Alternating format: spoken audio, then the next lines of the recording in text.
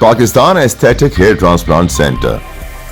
Hydra white treatment, جلد کی دلکشی اور نکھار کا ابتدائی علاج، نامور aesthetic consultant doctor Hanif Saeed کی زیر نگرانی۔ Pakistan aesthetic hair transplant centre, جہاں خوبصورتی بولتی ہے۔ فون 0341 000 6060 0345 210 5338۔ السلام علیکم، لائیو ڈیجیٹل نیوز میں خوش آمدید۔ آپ نے اب تک ہمارے چینل کو سبسکرائب نہیں کیا ہے تو صحت کی خبروں سے باخبر رہنے کے لیے سبسکرائب اور بیل آئیکن کو پریس کر کے لائک بھی ضرور کر دیں۔ السلام علیکم، آپ کی خدمت میں صحت کی خبریں پیش خدمت ہیں۔ بلوچستان میں سیلابی ریلوں سے دیہاتی آبادی متاثر، کچے مکانات منہدم ہو گئے،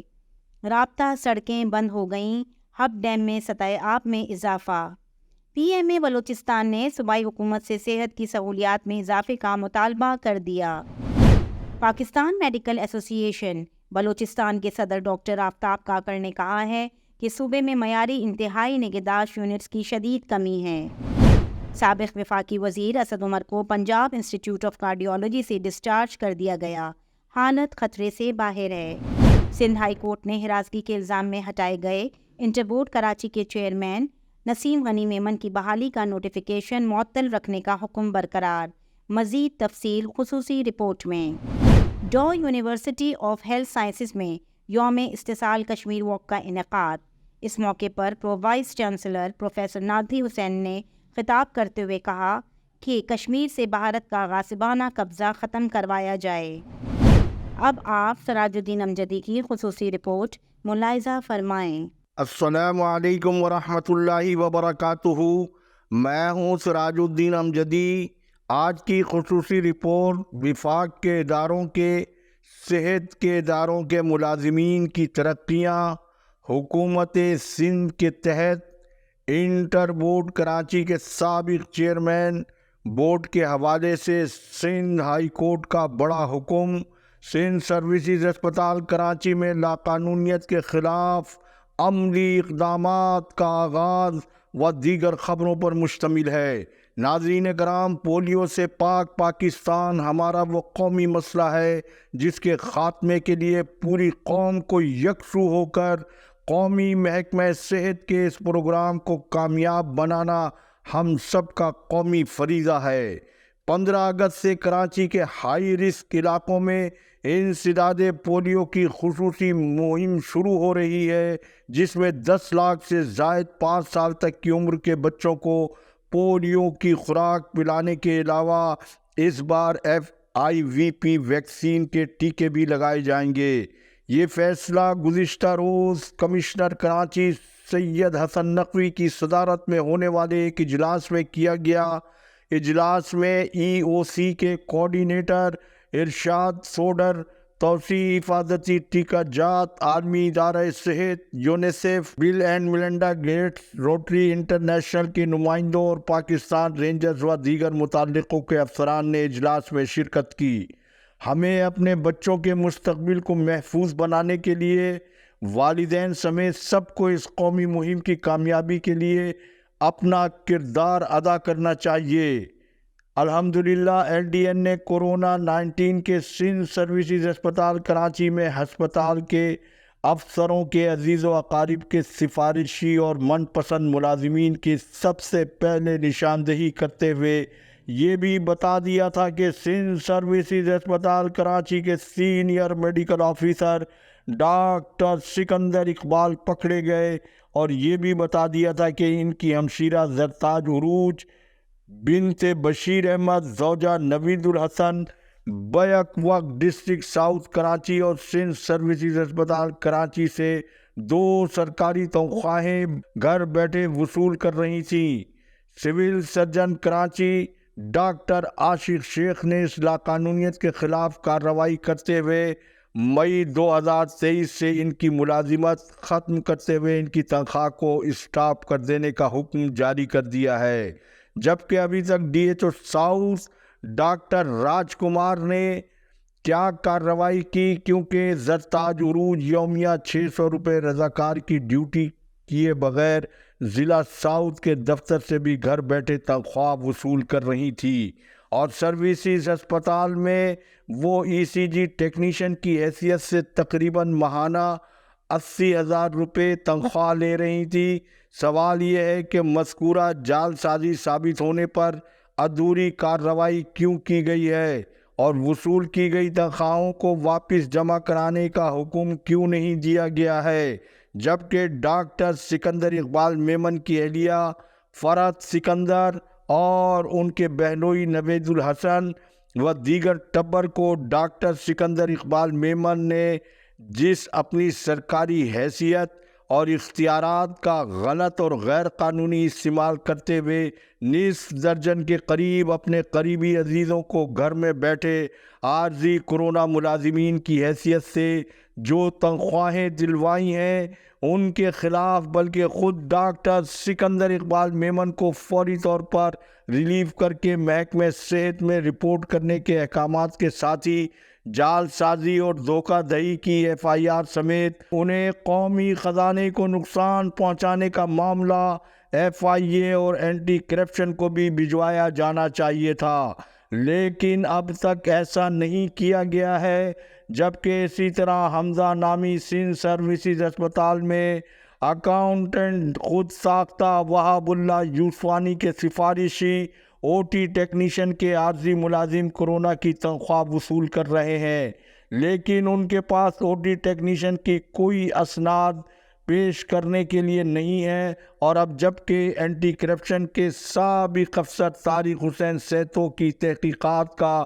وہ پینڈورا باکس جو سروسز ہسپتال کے سابق MS ڈاکٹر خالد بخاری کلینک والے سرکاری کار اور زر کے زور پر مذکورہ اسکینڈل کو زیر التوا کروا دیا تھا، اب جب یہ معاملہ تشت اذبام ہو گیا ہے تو مجھے فون کر کے ڈاکٹر سکندر اقبال نے کہا کہ مجھے آپ سے کوئی شکوہ نہیں، میں آپ کو اچھی طرح جانتا ہوں، آپ بے باک صحافی ہیں، لیکن مجھے دکھ ہوا کہ آپ نے جس طرح سے میری فیملی کا ذکر اپنے ویلاگ میں کیا۔ انہوں نے مجھ سے اور بھی بہت سی باتیں کی، لیکن ان کی تمام گفتگو میں نے توجہ سے سنی۔ پھر ان سے پوچھا کہ انہیں مزید کچھ کہنا ہے، انہوں نے کہا کہ نہیں، تو آپ بولیں۔ میں نے انہیں صرف یہ مختصر سا جواب دیا کہ آپ جیسے سمجھدار آدمی کو جعل سازی کے اس مکروہ اور بھیانک کھیل میں اپنے خونی رشتوں کو ملوث کرتے ہوئے ایک لمحے کو بھی یہ نہیں سوچا کہ اگر یہ پینڈورا باکس کھلا تو میں اپنی فیملی کو اور ہسپتال کے اپنے ماتحتوں کو کیا منہ دکھاؤں گا، جبکہ اس سلسلے میں آپ کو 20 بار میں نے کھل کر آپ سے پوچھا تو آپ نے ہمیشہ میری باتوں کو سنجیدہ لینے کے بجائے مجھے ادھر ادھر گھمانے کی کوشش کرتے رہے۔ اب آپ جب خود اپنے بنے جال میں پھنس چکے تو مجھ سمیت آپ کو کسی سے بھی کوئی شکوہ کرنے کے بجائے مزید اپنے چھپے کیس کے منظر عام پر آنے سے پہلے ہی خود مولا کائنات حضرت سیدنا علی المرتضی رضی اللہ تعالیٰ عنہ کے ارشاد کے مطابق اپنی غلطی کی حکومت سے معافی طلب کر کے وصول کی گئی حرام کی کمائی کو واپس قومی خزانے میں جمع کروا کر آپ اپنے آپ کو سرخرو کر سکتے ہیں۔ تیری خودی میں اگر انقلاب ہو پیدا، تیری خودی میں اگر انقلاب ہو پیدا، عجب نہیں کہ یہ 4 سو بدل جائے۔ ناظرین کرام، اللہ کی یہاں دیر ہے اندھیر نہیں۔ انٹر بورڈ کراچی میں لاوارث شہر کراچی کے میڈیکل اور انجینئرنگ کے طلبہ طالبات کے ساتھ جو ناانصافی گزشتہ سال ہوئی وہ جعلی حکومت کی محکمہ تعلیم کی سیاسی تاریخ کا وہ سیاسی باب ہے جسے کبھی فراموش نہیں کیا جا سکتا۔ اس لاقانونیت کا کھیل کا مرکزی کردار سابق چیئرمین انٹر بورڈ کراچی نسیم غنی میمن تھے، جنہیں خاتون سے ہراسگی کے ثابت جرم کی بنا پر انہیں ان کے منصب سے ہٹایا گیا تھا اور تحقیقاتی کمیٹی کی رپورٹ پر متاثرہ طلبہ طالبات کے نمبرز میں بھی اضافہ کیا گیا تھا۔ گزشتہ روز سندھ ہائی کورٹ میں ان کی دوبارہ تعیناتی کے خلاف جاری سماعت میں سندھ ہائی کورٹ نے بڑا اقدام کرتے ہوئے نسیم غنی میمن کی بحالی نوٹیفیکیشن کی معطلی کا حکم برقرار رکھا ہے اور 4 ستمبر کو دلائل طلب کر لیے ہیں۔ واضح رہے کہ ایک جانب حکومتی جماعت پیپلز پارٹی خواتین کے حقوق کی چیمپئن ہونے کا دعویٰ کرتی ہے تو دوسری جانب عملی طور پر خواتین کی تقدیس کو تار تار کرنے والے سنگین مجرموں کو کراچی جیسے شہر کے انٹر بورڈ کی کلید پر دوبارہ چیئرمین بنانا چاہتی ہے۔ کیا موجودہ حکومت سندھ نے سنگین اور بھیانک جرائم میں ملوث مجرموں کے ذریعے سندھ کے سرکاری تعلیمی اداروں کو چلانے کا حلف لیا ہوا ہے، جبکہ سندھ کے غیور عوام کو یہ یاد رکھنا چاہیے کہ قانون کے احترام کے بغیر معاشرتی زندگی نہ ترقی کر سکتی ہے اور نہ ہی اس میں کوئی بہتری آ سکتی ہے۔ وطن عزیز پاکستان میں بالعموم اور باب الاسلام سندھ کی سنہری عظیم الشان تاریخ رکھنے والے صوبے میں قانون شکنی ایک کلچر کی حیثیت اختیار کرتی جا رہی ہے، جس کی تازہ ترین ایک اور مثال جنا پوسٹ گریجویٹ میڈیکل سینٹر جو اعلیٰ عدلیہ سپریم کورٹ آف پاکستان اور سندھ ہائی کورٹ کے فیصلوں کے مطابق وفاقی حکومت کا تدریسی ادارہ ہے۔ ان فیصلوں کے برعکس حکومت سندھ کی کمیٹی 1 کا جو گزشتہ روز اجلاس منعقد ہوا، جس میں جے پی ایم سی کی فزیالوجی کی ایسوسی ایٹ خاتون پروفیسر کو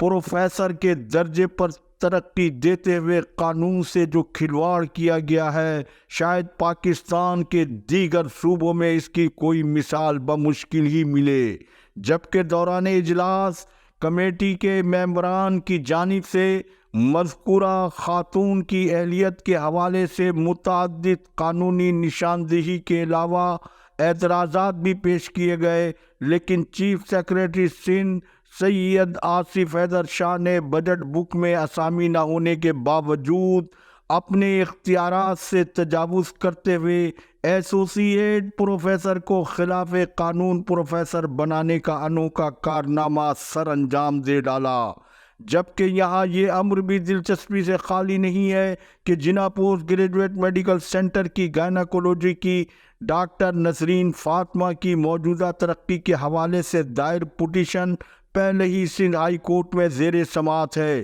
حکمرانوں اور سرکاری افسران کو یہ بات یاد رکھنی چاہیے کہ قانون کی بالادستی آزاد عدلیہ سے وابستہ ہے۔ وقت زیادہ ہو گیا۔ اللہ حافظ۔ پاکستان زندہ باد۔ عوام و افواج پاکستان پائندہ باد۔